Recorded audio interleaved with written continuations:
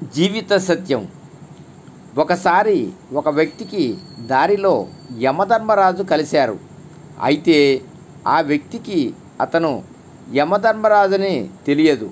యమధర్మరాజు ఆ వ్యక్తిని తాగటానికి నీళ్లు అడిగారు. ఒక క్షణం గడిచిందంటే ఆ నీళ్లు ఆ వ్యక్తి తాగేవాడే. వెంటనే యమధర్మరాజుకు నీళ్లు ఇచ్చాడు.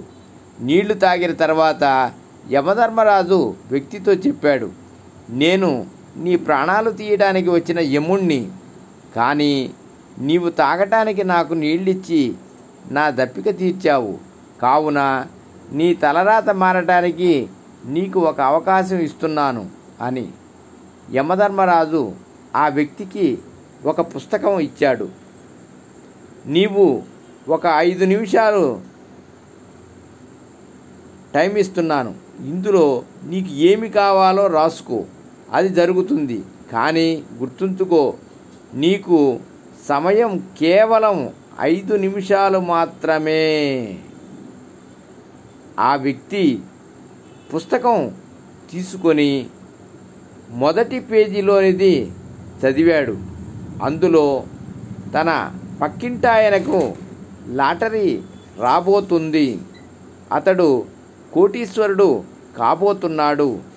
అది చదివి ఆ వ్యక్తి అతనికి లాటరీ తగలకూడదు అని రాశాడు. తర్వాత పేజీ చదివాడు. తన స్నేహితుడు ఎన్నికలలో గెలిచి మంత్రి పదవి రాబోతోంది. అది చదివి అతడు ఓడిపోవాలి అని రాశాడు. ఈ విధంగా ప్రతి పేజీ చదువుతూ చివరికి ఖాళీ ఉన్న పేజీలో తనకు కావలసింది రాయాలని అనుకోగా ఈలోపే యమధర్మరాజు ఆ వ్యక్తి చేతి నుండి పుస్తకాన్ని తీసుకొని, నీకు ఇచ్చిన 5 నిమిషాల సమయం పూర్తి అయింది. ఇప్పుడు నీవు ఏమీ రాయకూడదు. నీవు నీ పూర్తి సమయాన్ని ఇతరుల చింతన చేయడంలో సమయం వ్యర్థం చేసుకున్నావు. నీ జీవితాన్ని స్వయంగా నువ్వే కష్టంలోకి నెట్టుకున్నావు. నీ యొక్క మృత్యువు నిశ్చితం అయింది అని పుస్తకం తీసుకున్నాడు యముడు. ఆ వ్యక్తి చాలా పశ్చాత్తాపడ్డాడు. వచ్చిన అవకాశాన్ని చేజేతులా పోగొట్టుకున్నాడు. ఈ కథ యొక్క అర్థం ఏమిటంటే, ఈశ్వరుడు మనందరినీ సంతోషంగా ఉంచేందుకు ఎన్నో అవకాశాలు ఇస్తాడు.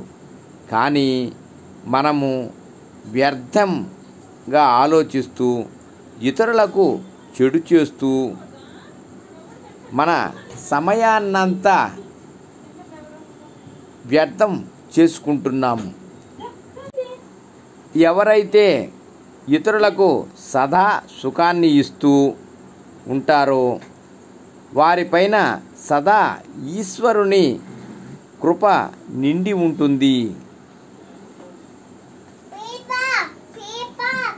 ఈ సంగమయుగంలో భగవంతుడు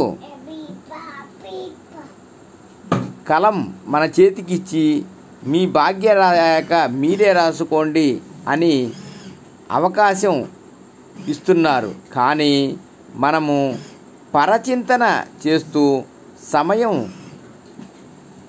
వృధా చేసుకుంటున్నాము. మన అదృష్టాన్ని మనమే వంచన చేసుకుంటున్నాము. సర్వం శ్రీకృష్ణార్పణమస్తు.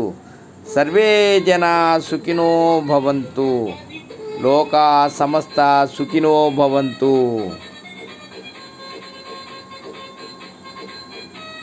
శుభం భూయాత్.